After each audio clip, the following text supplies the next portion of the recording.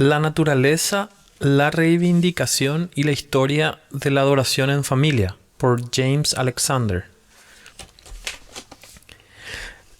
La adoración en familia, como el nombre lo indica, es la adoración conjunta que se rinde a Dios por parte de todos los miembros de una familia. Existe un impulso irresistible a orar por aquellos a quienes amamos y no solo a orar por ellos, sino con ellos. Existe una incitación natural, a la vez que benévola, de orar con aquellos que están cerca de nosotros. La oración es un ejercicio social. La oración que nuestro Señor les enseñó a sus discípulos lleva este sello en cada petición. Es este principio el que conduce a las devociones unidas de las asambleas de iglesias y que se manifiesta de inmediato en las familias cristianas.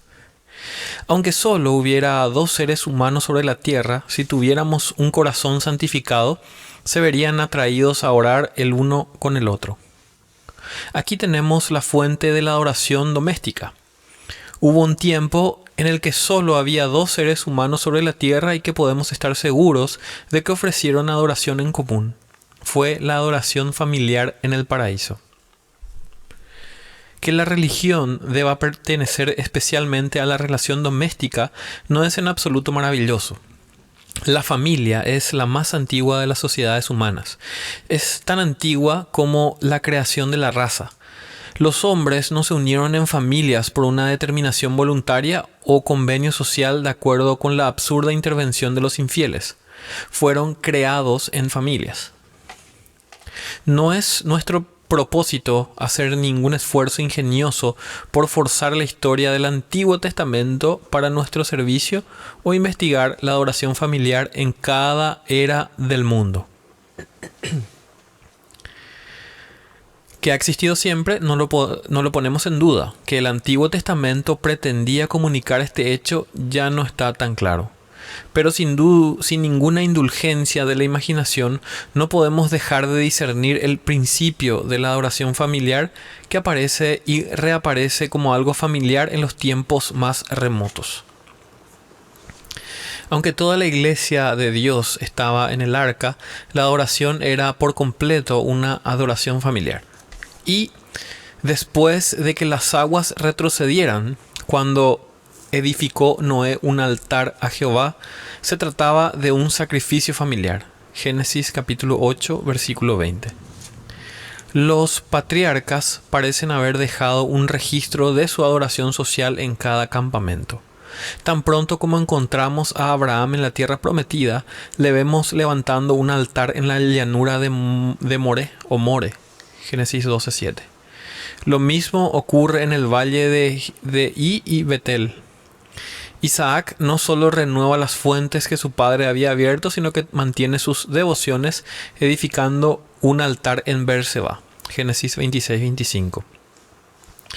El altar de Jacob en Betel era eminentemente un monumento familiar y así fue señalado por lo que él le dijo a su familia y a todos los que estaban con él en el camino. Quitad los dioses ajenos que hay entre vosotros. Génesis 35, 1 al 2. El altar se llamó el Betel. Esta herencia de ritos religiosos en el linaje de la familia correspondía con aquella declaración de Jehová con respecto a la religión de la familia que debería prevalecer en la casa de Abraham. Génesis 18-19. El servicio de Job en nombre de sus hijos era un servicio perpetuo. Enviaba y los santificaba y se levantaba de mañana y ofrecía holocaustos conforme al número de todos ellos. De esta manera hacía todos los días, como dice el hebreo, todos los días. Job 1:5. El libro de Deuteronomio está lleno de religión familiar y como ejemplo de esto podemos señalar de forma especial el capítulo 6. La Pascua, como veremos de forma más plena más adelante, era un rito familiar.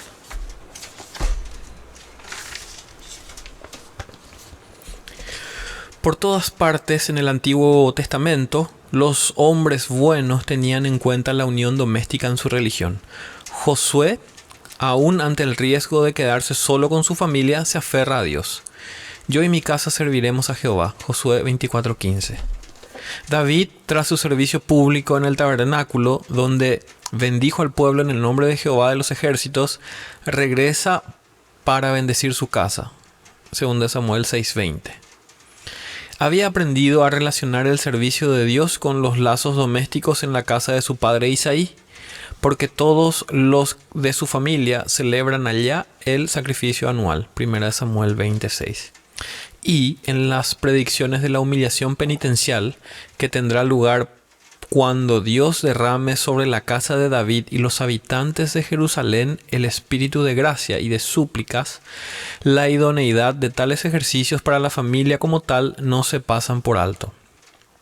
Y la tierra lamentará cada linaje aparte, los descendientes de la casa de David por sí y sus mujeres por sí, los descendientes de la casa de Natán por sí y sus mujeres por sí, los descendientes de la casa de Leví por sí y sus mujeres por sí, los descendientes de Simei por sí y sus mujeres por sí, todos los otros linajes, cada uno por sí y sus mujeres por sí.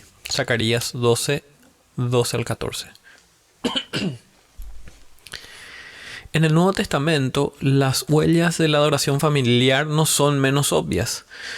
Nos alegra tomar prestado el animado lenguaje del señor Hamilton de Londres y preguntar: ¿envidias a Cornelio, cuyas oraciones fueron oídas y a quien el Señor le envió un mensajero especial que le enseñara el camino de la salvación? Era un hombre piadoso y temeroso de Dios con toda su casa y que hacía muchas limosnas al pueblo y oraba a Dios siempre. Y que estaba tan ansioso por la salvación de su familia que reunió a sus parientes y a sus amigos cercanos para que pudieran estar preparados para escuchar al apóstol cuando éste llegara y de esta manera también beneficiarse. Hechos 12, 24 y 31. ¿Admiras a Aquila y Priscila, colaboradores de Pablo en Cristo Jesús y tan diestros en las Escrituras que pudieron enseñarle más exactamente el camino de Dios a un joven ministro? Encontrarás que una razón de su familiaridad con las Escrituras era que tenían una iglesia en su casa, Hechos 18:26, Romanos 16:5. Sin lugar a dudas, se reconocía con respecto a las cosas espirituales y también a las temporales que si alguno no provee para los suyos y mayormente para los de su casa, ha negado la fe y es peor que un incrédulo. Primera de Tito 5:8. Ese espíritu de oración social que llevó a los discípulos a unirse en súplica o alabanza en aposentos altos, en cárceles y al borde del mar, se manifestó en las devociones diarias de la familia. Hechos 1:13, 16:25, Gálatas 4:12 y 2 de Timoteo 1:3. Nuestros registros del cristianismo primitivo están tan distorsionados y contaminados por una tradición supersticiosa que no debe sorprendernos encontrar un culto sencillo y espiritual como este bajo la sombra de los ritos sacerdotales. A pesar de ello, discernimos lo bastante para enseñarnos que los creyentes de los primeros siglos no descuidaron la adoración familiar.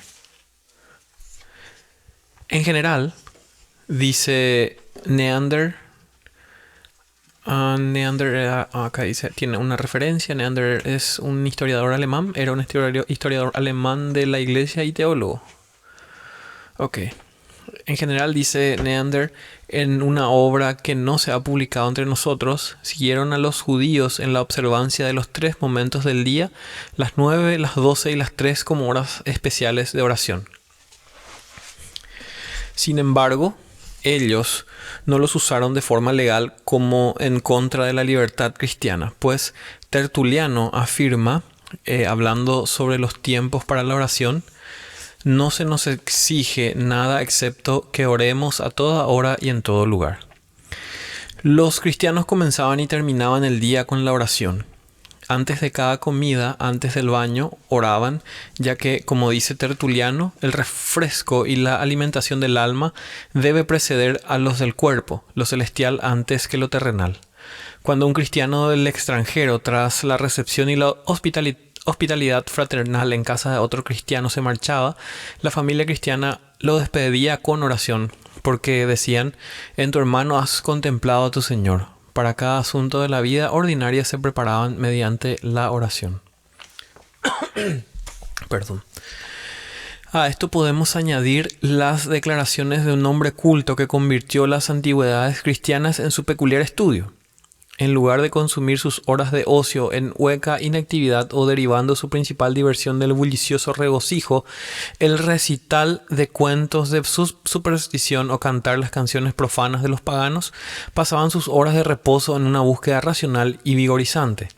Hallaban placer en ampliar su conocimiento religioso y su entretenimiento en cánticos dedicados a la alabanza de Dios. Esto constituía su pasatiempo en privado y sus recreos favoritos en las reuniones de su familia y sus amigos.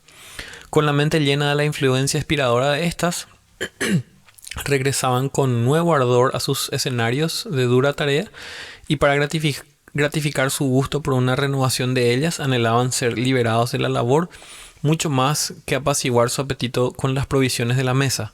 Jóvenes mujeres sentadas a la rueca y matronas que llevaban a cabo los deberes de la casa canturreaban constantemente algunas tonadas espirituales. Y Jerónimo relata sobre el lugar donde vivía que uno no podía salir al campo sin escuchar a los labradores con sus aleluyas, los segadores con sus himnos y los viñadores cantando los salmos de David. Los cristianos primitivos no solo leían la palabra de Dios y cantaban alabanzas a su nombre al mediodía y a la hora de sus comidas. Muy temprano en la mañana, la familia se reunía y se leía una porción de las escrituras del Antiguo Testamento. A continuación se cantaba un himno y se elevaba una oración en la que se daba gracias al Todopoderoso por preservarlos durante las silenciosas vigilias de la noche y por su bondad al permitirles tener sanidad de cuerpo y una mente saludable. Al mismo tiempo, se imploraba su gracia para defenderlos de los peligros y las tentaciones del día, hacerles fieles a todo deber y capacitarlos en todos los aspectos para caminar dignos de su vocación cristiana. En la noche, antes de retirarse a descansar, la familia volvía a reunirse y se observaba la misma forma de oración que en la mañana, con esta diferencia, que el servicio se alargaba considerablemente, más allá del periodo que se le podía asignar convenientemente al principio del día. Aparte de todas estas observancias, tenían la costumbre de levantarse a medianoche para entrar en oración y cantar salmos, una práctica de venerable antigüedad y que, como supone con razón el Dr. Cave, tomó su origen en las primeras épocas de la persecución, cuando, no atreviéndose a juntarse durante el día, se veían obligados a celebrar sus asambleas religiosas de noche.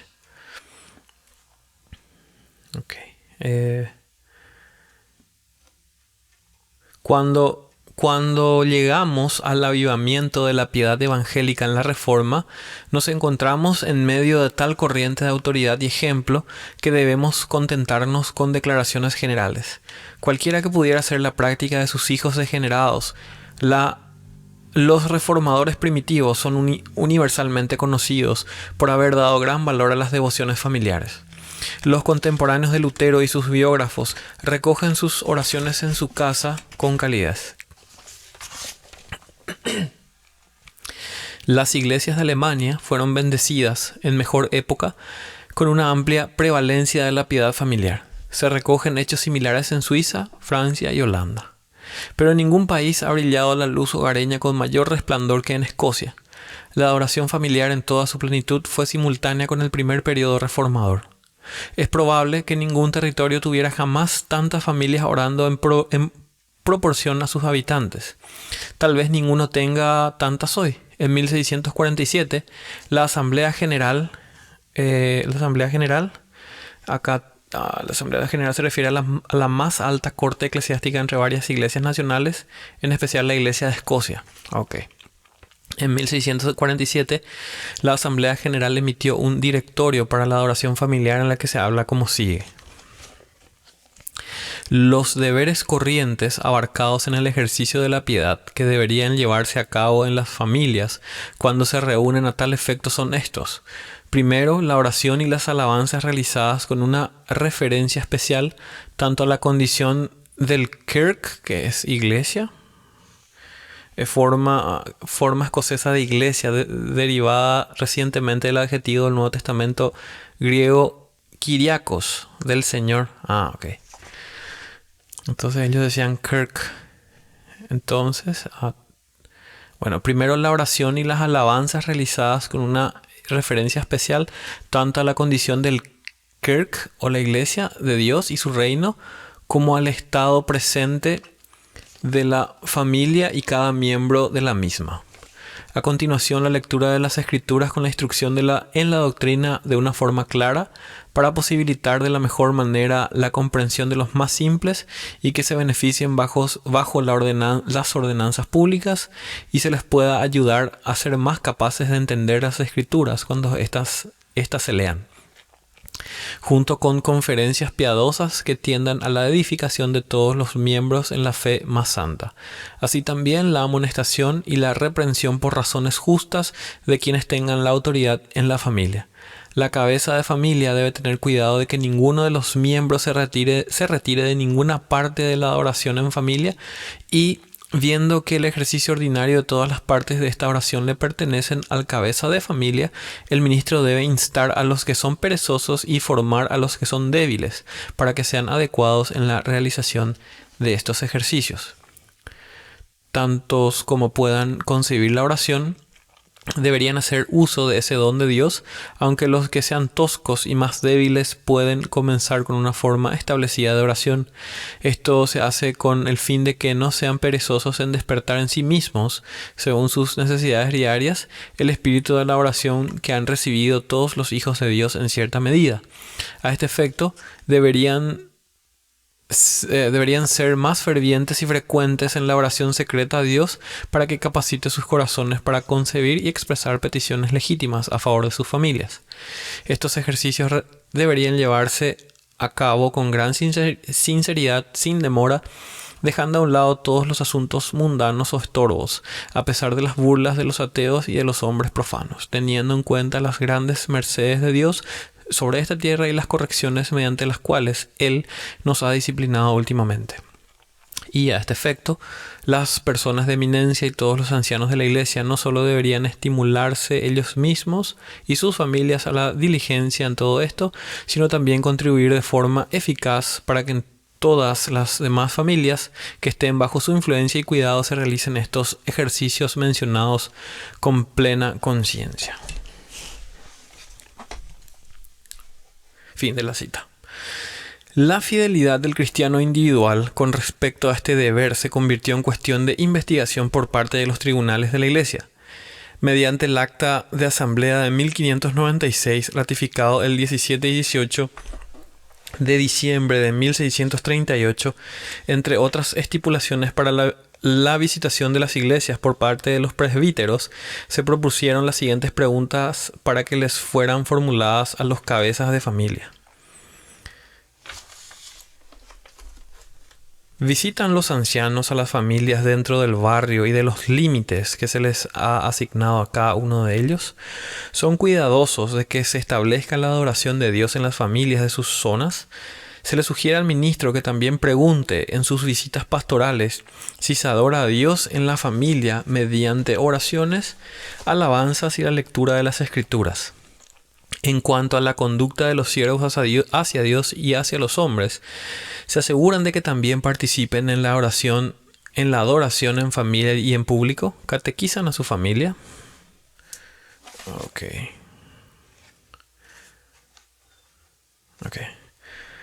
Esta es una cita de las oberturas de la Asamblea General del 1705 en cuanto al método de proceder en las sesiones de la Iglesia y los presbíteros.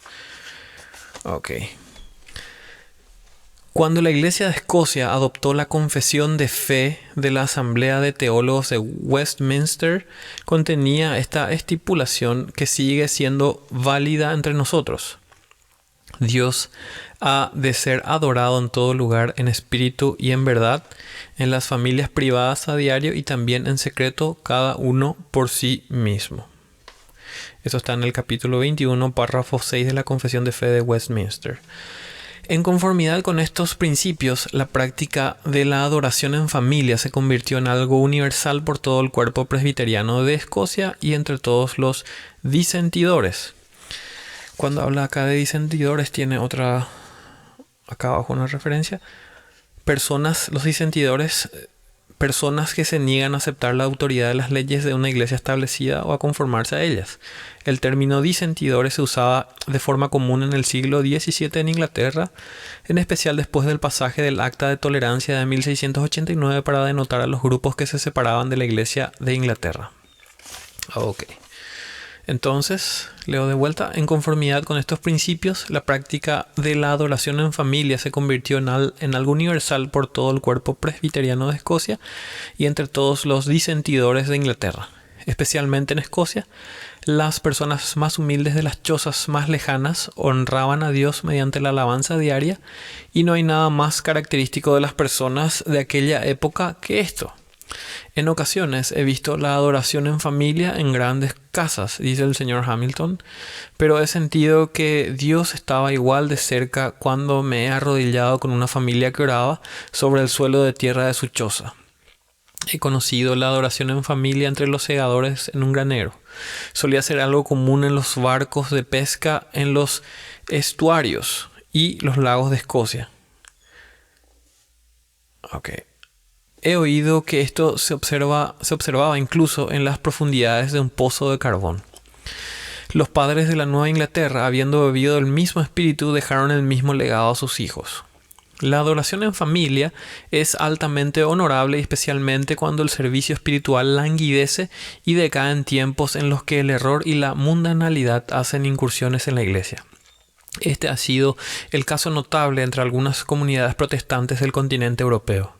En términos generales, debemos decir que la adoración en familia no se practica tan extensamente allí y, por supuesto, no se le valora tan altamente como en las iglesias de Gran Bretaña y de los Estados Unidos. Esto es cierto incluso cuando se hace la comparación entre las que están en los respectivos países cuyo apego al Evangelio parece ser el mismo. Hay muchas, sobre todo en Francia y Suiza, que le dan tan alto valor y mantienen con regularidad la adoración diaria a Dios como muchos de sus hermanos en Inglaterra o en los Estados Unidos. Sin embargo, constituyen excepciones a la declaración anterior sin ser una refutación de la misma. Los viajeros cristianos observan, no obstante, que las mejores opiniones sobre este tema, como en la observancia del día de reposo, están creciendo decididamente en Francia y Suiza y probablemente en cierta medida también en Alemania y en otros países del continente. Esto se le debe atribuir a la traducción de muchas obras excelentes del inglés al francés y a su circulación en esos países en los últimos años. De lo que se ha dicho, queda de manifiesto que la voz universal de la Iglesia en sus mejores épocas se ha pronunciado a favor de la adoración en familia. El motivo de esto también se ha manifestado. Es un servicio que se le debe a Dios con respecto a su relación abundante y misericordiosa para con las familias como tales, algo que se ha hecho necesario por las carencias, las tentaciones, los peligros y los pecados del estado de la familia, y en los más altos niveles es algo adecuado y correcto dadas las oportunidades que ofrece la misma condición de la familia.